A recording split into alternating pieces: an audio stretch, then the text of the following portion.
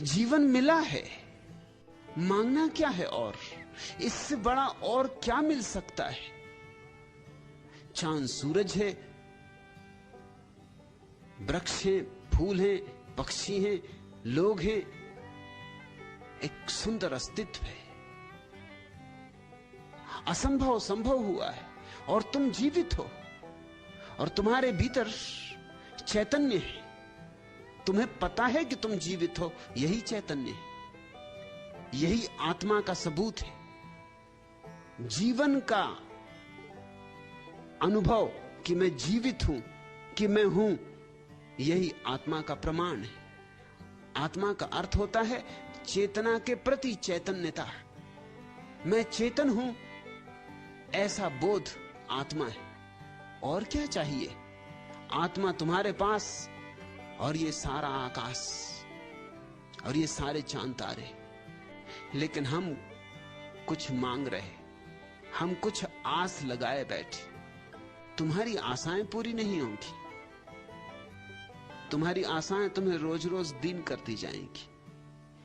सुधा तू कहती है जाने क्या ढूंढती रहती हैं निगाहें मेरी।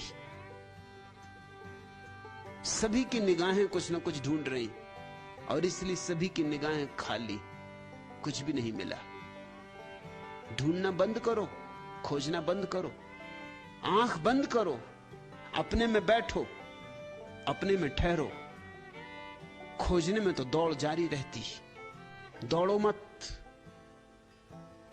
धन पाना हो तो दौड़ना पड़ता है, पद पाना हो तो दौड़ना पड़ता है, लेकिन अगर परमात्मा पाना हो तो रुकना पड़ता है, दौड़ना नहीं।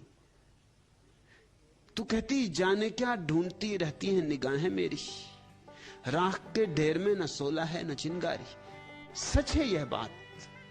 वह राख का ढेर क्या है? वो तुम्हारी पिछली अतीत की वासनाओं का ही तो ढेर है। उसी में टटोलते रहोगे, खोजते रहोगे। अब बदलो, दिशा बदलो, अब खोजना बंद करो, अब खोना शुरू हो जाओ। अब आंख बंद करके अपने भीतर डुबकी लगाओ, और वहां जीवन की आग है जो कभी नहीं बुझती, और वहां ऐसी जीवन की चिंगारी है जो कभी राख नहीं होती। उसी चिंगारी का नाम आत्मा है। उसी चिंगारी से संबंध जुड़ गया तो परमात्मा की एक किरण से संबंध जुड़ गया, और एक किरण हाथ में आ गई तो पूरा सूरज हाथ में। फिर दूर नहीं है सूरज, मगर भीतर जाना है। तू बाहर तलाश रही, जैसे सभी लोग बाहर तलाश रहे, और बाहर कुछ भी नहीं। और एक मजे की बात याद रखना, जिसको भीतर मिल गया उसे फिर बाहर भी सब कुछ है, क्योंकि जिसको भीतर मिल गया उसके लिए बाहर और भीतर का भेद गिर जाता है।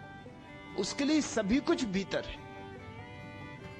चांद तारे उसके भीतर घूमते हैं, सूरज उसके भीतर उगता है, फूल उसके भीतर खिलते हैं, पक्षी उसके भीतर गीत गाते हैं। उसके भीतर विराट समा जाता है। जिसने स्वयं को जाना वो सर्व के साथ एक हो जाता है। उसके लिए बाहर और भीतर का फिर कोई भेद नहीं। बाहर और भीतर का भेद उनके लिए है जो बाहर है और जिन्होंने स्वयं को नहीं जाना है। तू कहती जिंदगी में है तो बहुत कुछ, लेकिन जीतकर भी कुछ न मिला। जीतकर कभी किसी को कुछ नहीं मिला। जीत रास्ता ही गंवाने का है, पाने का नहीं। जीत हार की सीढ़ियां बनती। जीवन का गणित बड़ा बेबूझ, उलट बांसी है। यहां हारो तो जीत, यहां जीतने की चेष्टा करो तो हार। हारे को हरिनाम। यहां जो हार गया, पूरी तरह हार गया, समर्पित हो गया, उसकी ही जीत है, उसकी महाजीत है। ऐसी जीत जो फिर छीनी नहीं जा सकती। इसलिए मैं संन्यास का अर्थ करता हूं समर्पण। संकल्प नहीं, समर्पण। बस संकल्प का एक ही उपयोग है कि समर्पण करा जाए। सारे संकल्प को इकट्ठा करके एक काम कर लो, समर्पित हो जाओ। सारे संकल्प को इकट्ठा करके अहंकार को विसर्जित कर दो, शून्यवत हो जाओ, फिर जीत ही जीत है। लाओत्सु ने कहा है मुझे कोई हरा नहीं सकता। किसी ने सुना कि लाओत्सु कहता मुझे कोई हरा नहीं सकता, वो थोड़ा हैरान हुआ, क्योंकि लाओत्सु कोई पहलवान नहीं। उसने लाओत्सु को कहा कि तुम्हारी देह को तो मैं देखता हूं, तो मैं सोचता हूं कोई भी हरा सकता है, और तुम कहते हो तुम्हें कोई हरा नहीं सकता। इसी गांव में बड़े बड़े पहलवान हैं जिन्हें क्षण न लगेगा चारों खाने तुम्हें चित्त कर देंगे। लाओत्सु ने फिर भी कहा कि मैं तुमसे कहता हूं मुझे कोई नहीं हरा सकता, क्योंकि वो मुझे चित्त करेंगे उसके पहले ही मैं चित्त हो जाऊंगा, मैं खुद ही चित्त लेट जाऊंगा। मुझे हराओगे कैसे? मैं हारा ही हुआ हूं, मुझे हराओगे कैसे? मेरे जीत की कोई आकांक्षा ही नहीं है, मुझे हराओगे कैसे? मैं जीतना चाहता ही नहीं हूं, मैं जीतने की मूढ़ता को समझ चुका हूं, मुझे हराओगे कैसे? ये बात सुनो, ये बात गुनो, ये बात गहरे उतर जाने दो। अगर तुम स्वयं हार गए अस्तित्व के समक्ष, परमात्मा के समक्ष, तुम्हें कौन हराएगा, कैसे हराएगा?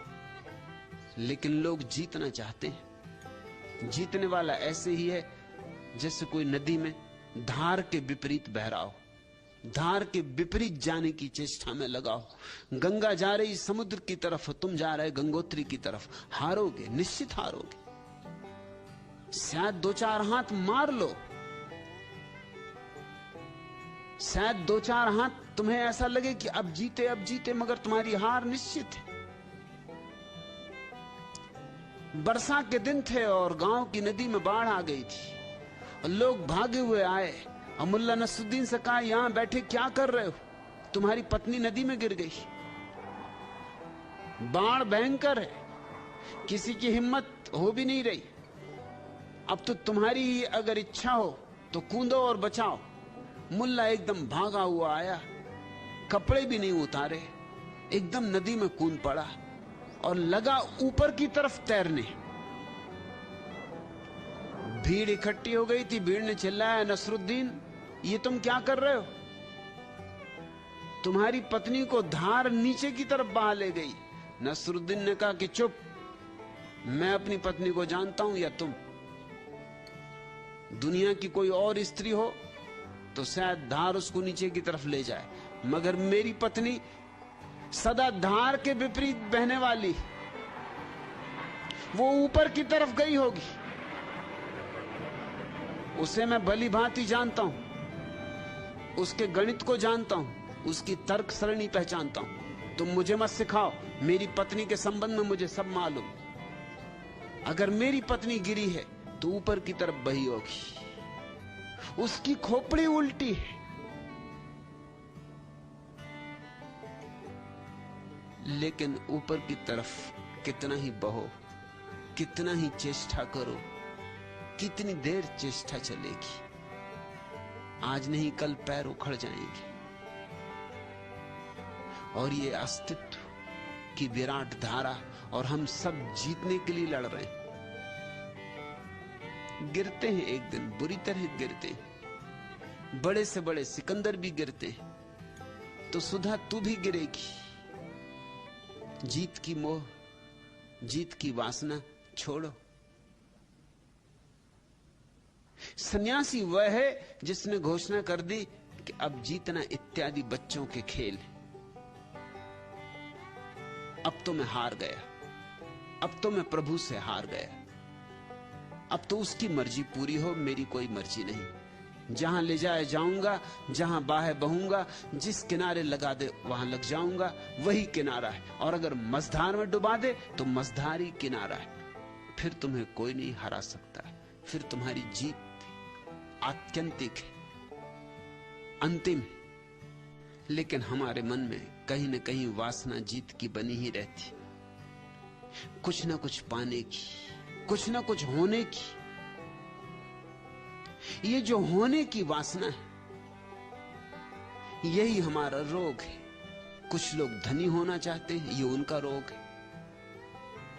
कुछ लोग पदों पर होना चाहते हैं, ये उनका रोग है। कुछ लोग ध्यानी होना चाहते, कुछ लोग भक्त होना चाहते, ये उनके रोग है। धार्मिक व्यक्ति वह है जिसने होने की व्यर्थता जान ली और जो कहता है जो मैं हूं उससे मैं राजी हूं, बस ऐसा ही राजी हूं, मुझे कुछ और होना नहीं। मुल्ला नसरुद्दीन मुझसे कह रहा था कि मेरे मन में भी साधु बनने की इच्छा एक बार बहुत बलवती हो गई थी। किसी ने बताया कि बेलूर मठ में एक साधु रहते हैं जो बिना कुछ खाए पिए जिंदा हैं। मैं उनके पास बड़ी श्रद्धा से पहुंचा। उन्हें देखकर मुझे बड़ी निराशा हुई। वह खाते पीते तो बेशक नहीं थे, लेकिन कपड़ों का मोह उन्हें बहुत था। बहुत खूबसूरत कपड़े थे उनके, एकदम दूधिया। एक और खबर लगी कि अमुक गांव में एक नंग धड़ंग साधु आए हुए, तो मैं अमुक गांव गया। वह वास्तव में मस्त साधु थे। मैं उनकी सेवा में लग गया। उन्होंने मुझे बांस की खपच्चियां, फूस व सरकंडे एकत्रित करने का काम सौंप दिया। यह किस लिए प्रभु, मैंने पूछा। कुटिया बनाएंगे बच्चा, उन्होंने जवाब दिया। मैं वहां से जान छुड़ाकर भागा, पर मेरी कामना कम नहीं हुई। उत्तराखंड के बारे में मैंने बहुत कुछ पढ़ा सुना था, इसलिए एक दिन मैं गंगोत्री जा पहुंचा, जहां इत्तेफाक से एक ऐसा साधु मिला जो कुटिया में नहीं रहता था, खुले में नंग धड़ंग घूमता था। उसे चेले चपाटियों का भी मोह नहीं था, पर मैं तो उससे चिपक ही गया, हालांकि उसने मेरी कभी परवाह नहीं की थी। एक दिन वह मुझ पर खामखा प्रसन्न हो उठा, बोला बच्चा मांगो जो मांगते हो, पर चेला नहीं बनाऊंगा। प्रभु यह बताइए कि आप इतने प्रसन्न कैसे हैं, मैंने पूछा। उसने कहा क्योंकि मेरी कोई इच्छा नहीं है बच्चा, मैं हर पल प्रभु की सेवा में लीन रहता हूं। प्रभु की सेवा में ही क्यों लीन रहते हैं, मैंने पूछा। तो उस साधु ने कहा परम पद पाने को बच्चा। उनका जवाब सुनकर मैं वहां से भी बड़ी तेजी से भागा। मुझे वो आदमी इस कदर खतरनाक लगा कि मेरी साधु होने की इच्छा ही मर गई। कुछ न कुछ पाने को, कुछ न कुछ होने को, जरा सा भी अवकाश मिला कि मन खड़ा हो जाता है, कि अहंकार निर्मित होने लगता है। फिर वो इस जगत की संपदा हो या उस जगत की, इससे भेद नहीं पड़ता। सुधा, मेरे पास अगर कुछ सीखने का राज, कोई रहस्य, अगर मेरे पास समझने की कोई कुंजी, ऐसी कुंजी जिससे सारे ताले खुल जाएं है, तो वह सीधी सादी है। होने की दौड़ छोड़ो, पाने की दौड़ छोड़ो, जो हो उसमें आनंदित हो जाओ। जैसे हो वैसे ही आनंदित हो जाओ इसी क्षण। मत लगाओ शर्तें कि तब आनंदित होऊंगा जब इतना धन मेरे पास होगा, या इतना पद मेरे पास होगा, या जब मैं मुनि होऊंगा, या जब मैं स्वर्ग पहुंचूंगा। जब तक परमात्मा के दर्शन नहीं होंगे तब तक सुखी नहीं होऊंगा। तो फिर तुम कभी सुखी होने वाले नहीं हो। बिना शर्त सुखी हो जाओ। कह दो कि मैं सुखी हूं जैसा हूं, परमात्मा तुम्हें खोजता आएगा। परमात्मा भी सुखी लोगों का साथ खोजता है। परमात्मा भी दुखी लोगों से बचता है। दुखी लोगों से कौन नहीं बचता। कहावत है, हंसो सारी दुनिया हंसती तुम्हारे साथ, रो और तुम अकेले रोते हो, नाचो और सारा अस्तित्व नाचता तुम्हारे साथ, और उदास बैठ जाओ तो तुम अकेले उदास बैठे हो। परमात्मा उनके निकट आता है जो मस्त है, जो मौज में, जो रसमग्न है। मगर रसमग्न अगर होना है तो होने की बात ही छोड़ दो। अभी ऐसे ही जैसे हो